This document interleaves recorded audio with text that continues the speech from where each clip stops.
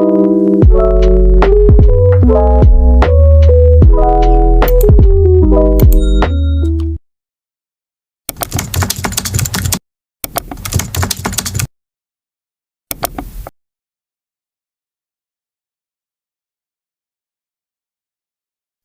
hours later. Definisi problem-based learning. Menurut Dewey, belajar berdasarkan masalah adalah interaksi antara stimulus dan respon, merupakan hubungan antara dua arah belajar dan lingkungan. Lingkungan memberikan masukan kepada peserta didik berupa bantuan dan masalah, sedangkan sistem saraf otak berfungsi menafsirkan bantuan itu secara efektif, sehingga masalah yang dihadapi dapat diselidiki, dinilai, dianalisis, serta dicari pemecahannya dengan baik. Menurut Dutch, problem-based learning atau PBL adalah metode pendidikan yang mendorong siswa untuk mengenal cara belajar dan bekerja sama dalam kelompok untuk mencari penyelesaian masalah-masalah di dunia nyata.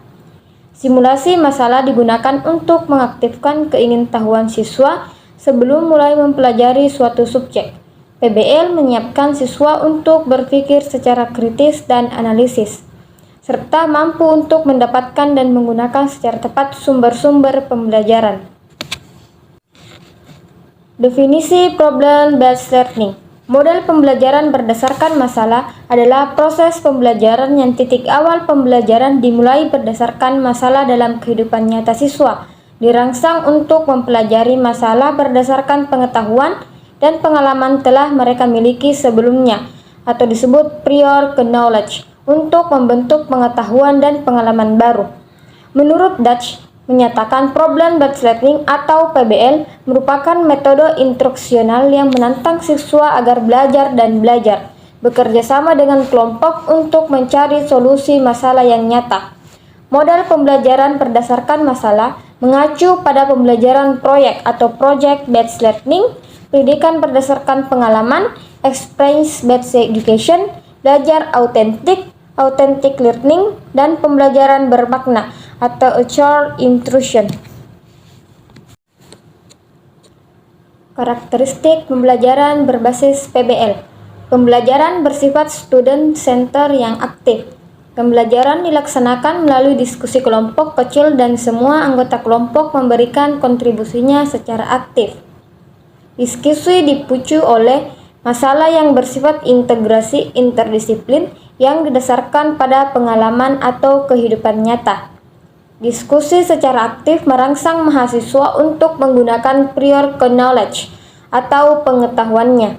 Mahasiswa terlatih untuk belajar mandiri dan diharapkan dapat menjadi dasar bagi pembelajaran seumur hidup.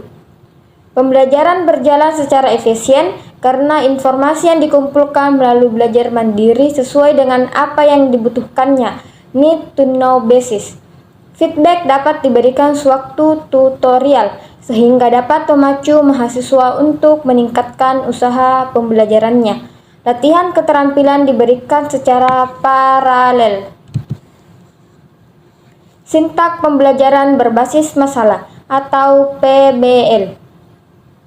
Orientasi siswa pada masalah. Menjelaskan dan memotivasi, menjelaskan dan tujuan dan perlengkapan. Sintak yang kedua, mengorganisasi siswa dengan cara mendefinisikan masalah, mengorganisasi tugas belajar. Sintak yang ketiga, membimbing penyelidikan dengan cara mendorong mengumpulkan informasi, eksperimen untuk menjelaskan suatu masalah. Sintak yang keempat, mengembangkan menyajikan hasil dengan cara membimbing siswa mengembangkan membuat laporan hasil karya. Sintak yang terakhir, menganalisis dan mengevaluasi masalah. Evaluasi terhadap penyelidikan mereka dan proses-proses yang mereka gunakan. Adapun prinsip reaksi. Prinsip reaksi menggambarkan bagaimana perilaku guru terhadap siswa ketika kegiatan belajar mengajar berlangsung. Pada pembelajaran problem-based learning adalah seorang guru menyajikan suatu masalah dalam pembelajaran, kemudian guru membantu siswa untuk mengorganisasikan suatu masalah. Guru membimbing siswa untuk melakukan penyelidikan, guru membantu siswa merencanakan, dan menyiapkan hasil dari pembelajaran yang telah dilakukan. Selanjutnya, guru membantu siswa melakukan refleksi atau evaluasi terhadap penyelidikan dan proses-proses pembelajaran. Sistem sosial. Sistem sosial yang terdapat pada model pembelajaran problem-based learning adalah kerjasama. Dalam hal ini, siswa saling membantu menemukan pemecahan suatu masalah yang diberikan oleh guru mengenai materi yang diajarkan. Dalam pembelajaran ini, siswa saling membantu untuk memecahkan suatu masalah yang dihadapinya. Selain itu, karena dalam suatu kelompok yang terdiri dari beberapa siswa, maka dalam menyelesaikan suatu masalah, siswa harus bersikap saling menghargai terhadap pendapat masing-masing individu. Adapun daya dukung dalam sistem based learning diperlukan atau dibutuhkan dalam pembelajaran problem-based learning adalah situasi dan kondisi kelas, kenyamanan serta fasilitas yang ada di kelas, seperti meja, kursi, papan tulis, dan lain-lain. Selain itu, guru dalam proses pembelajaran ini juga harus mempersiapkan bahan ajar dan materi yang lengkap agar siswa dapat memahami materi dengan benar dan jelas. Pertanyaan-pertanyaan yang disiapkan sebelum pembelajaran berlangsung untuk memancing siswa aktif dalam proses pembelajaran, serta rancangan pelaksanaan pembelajaran juga harus disiapkan dengan baik agar dalam proses pembelajaran dapat berlangsung dengan sistematis dan terstruktur. Dampak instruksional dan dampak pengiring. Dampak instruksional adalah hasil belajar yang harus didapat atau dipahami oleh siswa berupa pemahaman dan pengetahuan dari siswa setelah menerima atau mengikuti proses kegiatan belajar mengajar. Dampak pengiring, pembelajaran IPA dengan menggunakan model pembelajaran problem-based learning. Setelah mengikuti pembelajaran ini, siswa diharapkan dapat memahami materi dan meningkatkan kerjasama dengan guru, serta dapat siswa lainnya. Siswa belajar untuk bisa bertoleransi, menghargai pendapat orang lain, siswa berani mengungkapkan pendapatnya di depan umum, siswa dapat berpikir kritis dalam memahami pembelajaran. Komponen-komponen pembelajaran berbasis masalah. Di antaranya yang pertama, permasalahan autentik. Model pembelajaran berbasis masalah mengorganisasikan masalah nyata yang penting secara sosial dan bermanfaat bagi peserta didik. Permasalahan yang dihadapi peserta didik dalam dunia nyata tidak dapat dijawab dengan jawaban yang sederhana. Yang kedua, fokus interdisipliner. Dimaksudkan agar peserta didik belajar berpikir struktural dan belajar menggunakan berbagai perspektif keilmuan. Yang ketiga, pengamatan autentik. Hal ini dimaksudkan untuk menemukan solusi yang nyata. Peserta didik diwajibkan untuk menganalisis dan menetapkan masalahnya, mengembangkan hipotesis dan membuat prediksi, mengumpulkan dan menganalisis informasi, melaksanakan eksperimen, membuat inferensi, dan menarik kesimpulan. Produk. Peserta didik dituntut untuk membuat produk hasil pengamatan.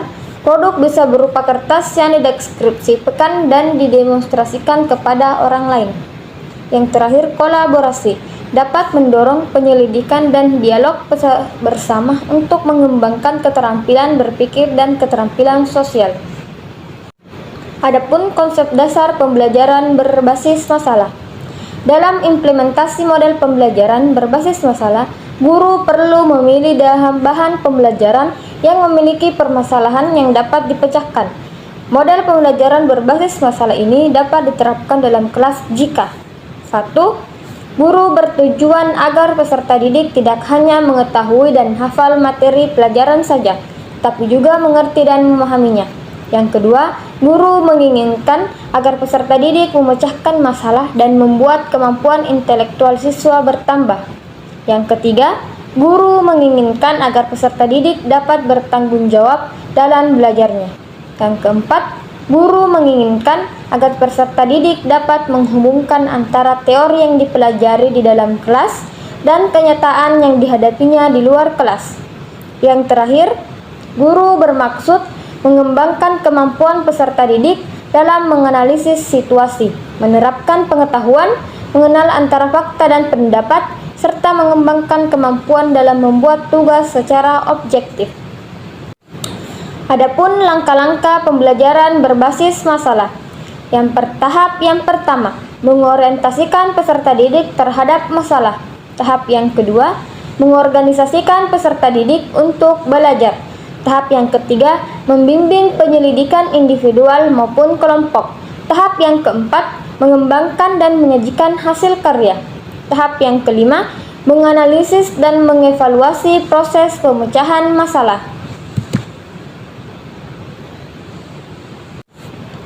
Keunggulan dan kelemahan pembelajaran berbasis masalah. Keunggulan. Sebagai suatu model pembelajaran berbasis masalah memiliki beberapa keunggulan. Di antaranya, yang pertama, pemecahan masalah merupakan teknik yang cukup bagus untuk lebih memahami isi pelajaran. Yang kedua, pemecahan masalah dapat menantang kemampuan peserta didik serta memberikan kepuasan untuk menentukan pengetahuan baru bagi peserta didik. Yang ketiga, pemecahan masalah dapat meningkatkan aktivitas pembelajaran peserta didik. Yang keempat, pemecahan masalah dapat membantu peserta didik bagaimana mentransfer pengetahuan mereka untuk memahami masalah dalam kehidupan nyata. Yang kelima, pemecahan masalah dapat membantu peserta didik untuk mengembangkan pengetahuan barunya dan bertanggung jawab dalam pembelajaran yang mereka lakukan. Yang keenam, melalui pemecahan masalah dianggap lebih menyenangkan dan diskusi peserta didik.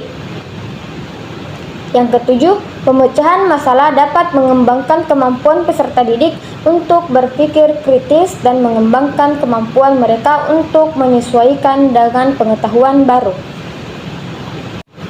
Di samping keunggulannya, model ini juga mempunyai kelemahan, yaitu yang pertama, manakala peserta didik tidak memiliki minat atau tidak mempunyai kepercayaan bahwa masalah yang dipelajari sulit untuk dipecahkan, maka mereka akan merasa enggan untuk mencoba. Yang kedua, keberhasilan strategi pembelajaran melalui problem solving membutuhkan cukup waktu untuk persiapan. Yang ketiga, tanpa pemahaman mengapa mereka berusaha untuk memecahkan masalah yang sedang dipelajari, maka mereka tidak akan belajar apa yang mereka ingin pelajari.